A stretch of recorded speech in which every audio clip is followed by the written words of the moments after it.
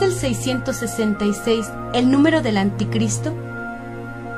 El libro del Apocalipsis es muy leído, pero no del todo entendido, debido principalmente a que el género literario en el que fue escrito está cargado de un lenguaje simbólico. La multiplicidad de imágenes empleadas, su originalidad, muchas veces desconcertante, las visiones y escenas inauditas, hacen que el lector primerizo se pierda en este laberinto de símbolos, con el peligro de deformar la misma palabra de Dios. Cuando se habla del Apocalipsis, enseguida se piensa en catástrofes, espantos, fuerzas terribles desatadas, sean estas de origen natural o humano, como son los cataclismos o las explosiones nucleares. Estos fenómenos se consideran como signos que anuncian el fin del mundo. Quien desee interpretar seriamente este libro tendrá que tomar en cuenta el contexto en el que fue escrito.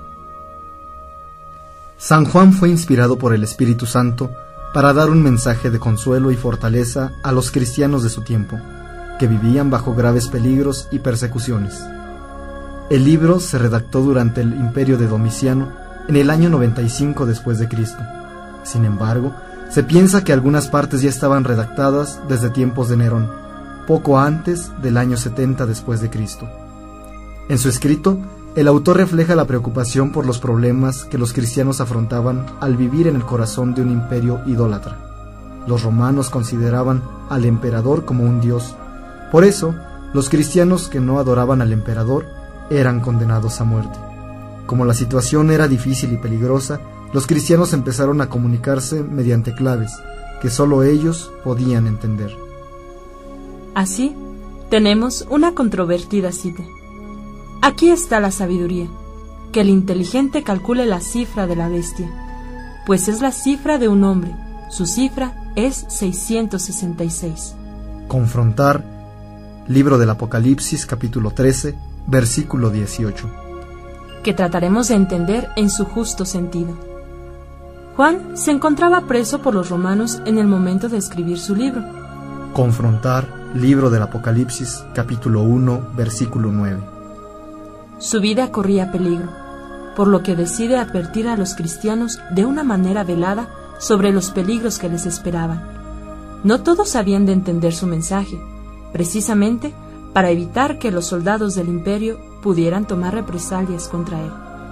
Si Juan dice que el número 666 es la cifra de una persona y que el inteligente debe calcularla, es porque el nombre de alguna persona conocida de entre los lectores de la época, escrito en hebreo, daba esa suma, pues las letras en hebreo tenían un valor numérico.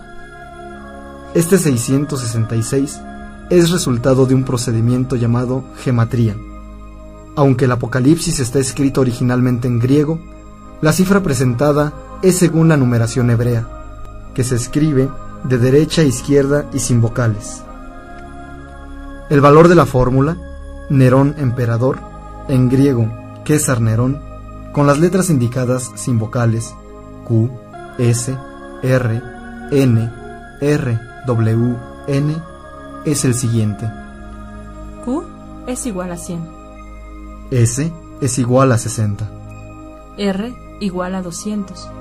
N igual a 50. R igual a 200. W igual a 6. N igual a 50. Que nos da un total de 666.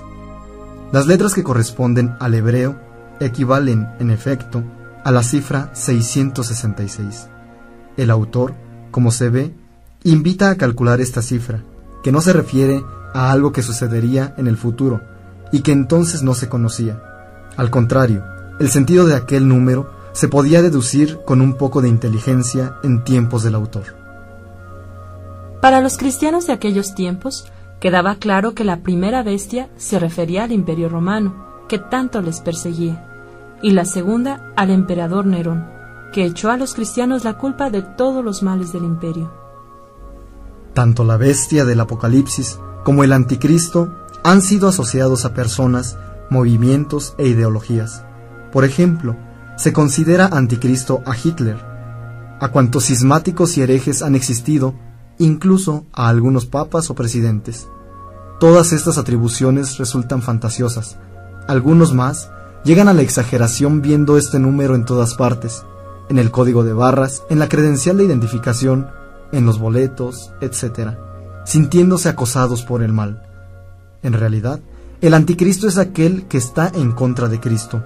La cultura de la muerte está obligando a los cristianos de hoy a adorar a los ídolos de nuestro tiempo: sexo, poder, dinero, alcohol, drogas, consumismo, materialismo, hedonismo, etc., que se oponen a los planes salvíficos de Dios.